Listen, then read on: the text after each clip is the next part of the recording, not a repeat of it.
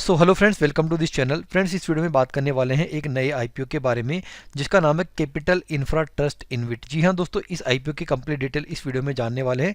ये जो आईपीओ है वो 7 जनवरी को ओपन होगा और 9 जनवरी को ये आईपीओ क्लोज होगा।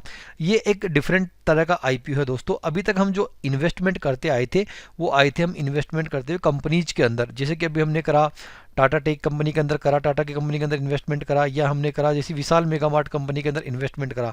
ये जो इन्वेस्टमेंट है दोस्तों वो आपका है इनविट के अंदर। और इनविट क्या होता है? आपका एक ट्रस्ट होता है। तो आपका जो इन्वेस्टमेंट रहने वाला है, एक कंपनी में इन्वेस्टमेंट ना रखे, आपका जो इन्वेस्टमेंट होगा वो एक ट्रस्ट के अंदर इन्वेस्टमेंट होगा। अभी ट्रस्ट क्या होता है? तो देखो दोस्तों, यहाँ पर जब हम किसी भी म्यूचुअल फंड के अंदर यहाँ पर इन्वेस्टमेंट करते हैं तो म्यूचुअल फंड भी एक तरह का यहाँ पर एक ट्रस्ट होता है। म्यूचुअल फंड एक कंपनी नहीं होती, म्यूचुअल फंड भी एक ट्रस्ट होता है, जो कि जिसको यहाँ पर चलाता कौन है? स्पॉन्सर यहाँ पर म्यूचुअल फंड को चलाता है। ठीक उसी तरह से इनविट भी एक यहाँ पे ट्रस्ट होता है। ट्रस्ट होता है जिसको यहाँ पर इसको कौन रन करता है? स्पॉन्सर रन करता है।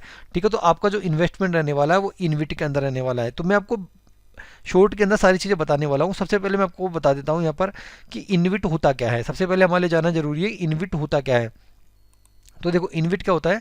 इनविट की फुल फॉर्म होती है इंफ्रास्ट्रक्चर इन्वेस्टमेंट ट्रस्ट। इसके नाम से पता लग रहा है कि इसका जो भी इन्वेस्टमेंट रहने वाला है वो इंफ्रास्ट्रक्चर सेक्टर के अंदर रहने वाला है। इंफ्रास्ट्रक्चर सेक्टर का मतलब हो गया कि आपका जो इन्वेस्टमेंट है वो रोड और हाईवेज के अंदर होगा, पावर ट्रांसमिशन के अंदर होगा, रिन्यूएबल एनर्जी के अंदर होगा, पोर्ट एयरपोर्ट के अंदर होगा, टेलीकम्युनिकेशन टावर्स के अंदर होगा। यानी कि कंप्लीट जो इन्वेस्टमेंट है वो आपका इंफ्रास्ट्रक्चर के अंदर होने वाला है।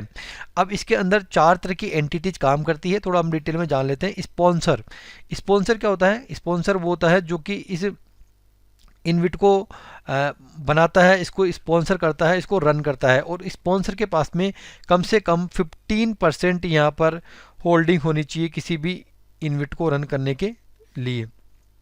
ठीक है। ट्रस्टी क्या होता है? ट्रस्टी, जैसे कि यहाँ पर ये ट्रस्टी है, अभी हम यहाँ पर देख रहे हैं ये कंपनी का जो नाम है कैपिटल इंफ्रा, ये एक ट्रस्टी है जो कि क्या करेगा यहाँ पर इस जो ट्रस्ट है इसको चलाएगा, इस कंपनी को चलाने वाला है। यानी कि जो भी इन्वेस्टमेंट आने वाला है उसको ये यहाँ पर ये रन करेगा। और जो इन्वेस्टमेंट होगा वो यहाँ पर 85%, कम से कम 85% का जो इन्वेस्टमेंट है वो इंफ्रास्ट्रक्चर सेक्टर के अंदर इन्वेस्टमेंट करना इनके लिए ज़रूरी होता है। अब होता है इन्वेस्टमेंट मैनेजर। इन्वेस्टमेंट मैनेजर क्या करता है? जो भी असेट्स होती है उनको मैनेज करता है और जो भी इनकम होती है उसको क्या करता है? डिस्ट्रीब्यूट करता है। एक होता है प्रोजेक्ट मैनेजर जो कि क्या करता है? इंफ्रास्ट्रक्चर असेट्स को क्या करता है? ऑपरेट करता है। तो ये चारों एंटिटीज़ के अंदर होती है। और जो भी इसकी इनकम होती है उसका 90% जो डिस्ट्रीब्यूशन होता है वो यूनिट होल्डर्स के बीच में करना ही करना होता है। और तो यहाँ पर क्या होता है, जो इन्वेस्टर्स होते हैं उनको काफ़ी अच्छी यहाँ पर एक रेगुलर एक पैसिव इनकम उनके लिए यहाँ पर एक जनरेट हो जाती है। साथ में यहाँ पे एक अच्छा खासा डिविडेंड भी कंपनी यहाँ पर देती है, क्योंकि इनके अंदर इन्वेस्टमेंट होता है तो इनके अंदर इन्वेस्टमेंट का रिटर्न भी काफ़ी लेट आता है, लेकिन एक अच्छा खासा आपको एक पैसिव इनकम आपके 10 से 15% तक का आपको रिटर्न यहाँ पर मिलता रहता है। ठीक है। और ये जो होते हैं ये सेबी के द्वारा रेगुलाइज होते हैं जो इन्विट होते हैं वो। ठीक है, ये बेसिक डिटेल हमने जान लिया। अब मेन पॉइंट पाते हैं आईपीओ पे। तो जो कैपिटल इंफ्रा ट्रस्ट है वो अपना आईपीओ लेके आ रहा है 1578 करोड़ का ये आईपीओ लेके आ रहा है, जिसके अंदर यहाँ पर दोस्तों 1578 के करोड़ के अंदर 1077 करोड़ का तो यहाँ पर फ्रेश इशू होगा और 501 करोड़ का यहाँ पर ऑफर फॉर सेल रहने वाला है। डेट के बारे में जाने तो 7 को खुलेगा, 9 को बंद होगा, 10 को अलॉटमेंट आएगा और 14 जनवरी को इसकी लिस्टिंग रहने वाली है। अब मेन मुद्दे की बात यहाँ पर ये करते हैं दोस्तों कि इसके अंदर जो इन्वेस्टमेंट होता है वो क्यूआईबी का इन्वेस्टमेंट रहने वाला है 75% का, और एचएनआई का जो इन्वेस्टमेंट रहने वाला है 25% का। यानी कि यहाँ पर रिटेलर्स को कोई इन्वेस्टमेंट नहीं कर सकता, रिटेलर इस आईपीओ के अंदर इन्वेस्टमेंट नहीं कर सकते, ना ही स्मॉल एचएनआई इसके अंदर इन्वेस्टमेंट कर सकते हैं। इसके अंदर जो इन्वेस्टमेंट होगा कम से कम 10 लाख का इन्वेस्टमेंट होगा। यानी किसी भी रीट के अंदर या इनविट के अंदर आपको अगर इन्वेस्टमेंट करना है तो कम से कम आपको 10 लाख रुपए का यहाँ पे इन्वेस्टमेंट करना होगा। मैं आपको ये बता भी देता हूँ, यहाँ पर जो ग्रो की वेबसाइट है उसके ऊपर लिख रखा है ये देखो यहाँ पर like such an IPO is rupees 10 lakh. देखिए, the minimum amount required to invest in such IPO, इस तरह के आईपीओ में इन्वेस्ट करने के लिए कितने रुपए चाहिए? 10 लाख रुपए का कम से कम इन्वेस्टमेंट चाहिए। तो इसी वजह से आपने देखा होगा यहाँ पर कि यहाँ पर रिटेलर्स का कोई पोर्शन दिया हुआ नहीं है, एचएनआई का दिया हुआ है। इस एचएनआई में भी बिग एचएनआई का पोर्शन दिया हुआ है।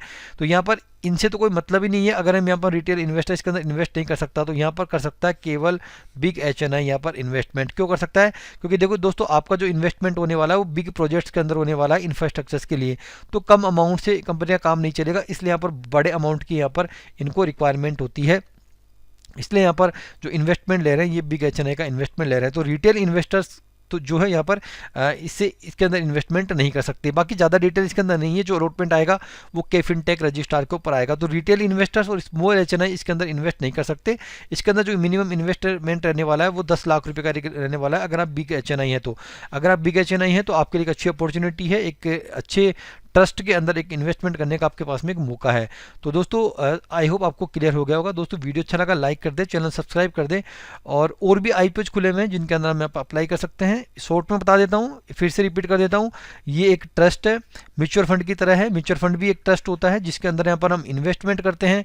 जैसे म्यूचुअल फंड में हम इन्वेस्टमेंट करते हैं, हमारा इन्वेस्टमेंट वहाँ पर जो फंड मैनेजर है वो कंपनीज में लगाता है, दूसरी कंपनीज में, वहाँ से रिटर्न जनरेट करता है, वो वापस इन्वेस्टर को वो मिलता है। ठीक उसी तरह से यहाँ पर जो ट्रस्ट है उसके अंदर जो पैसा लिया जाएगा आप लोगों से 10 लाख रुपए से ऊपर का जो अमाउंट लिया जाएगा वो जो इंफ्रास्ट्रक्चर के अंदर इन्वेस्ट किया जाएगा, वहाँ से जो रिटर्न जनरेट होगा वो इन्वेस्टर को एज ए डिविडेंड के रूप में और रिटर्न के रूप में इन्वेस्टर्स को दिया जाएगा।